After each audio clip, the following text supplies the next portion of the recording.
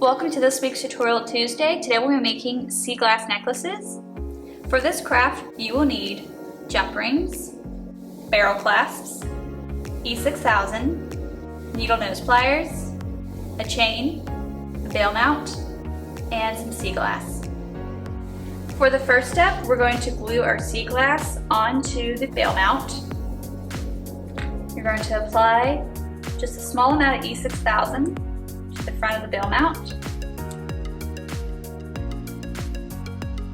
Once you're satisfied with where the sea glass placement is on the bail mount, you're going to set it aside and let it dry.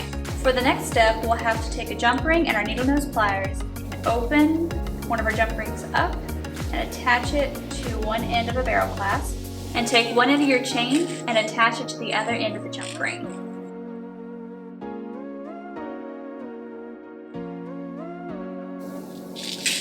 Now we're going to open the second jump ring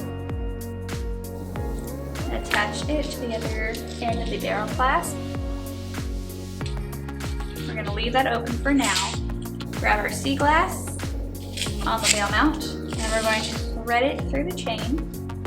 Fasten the other end of the chain onto your jump ring and we're going to close the jump ring.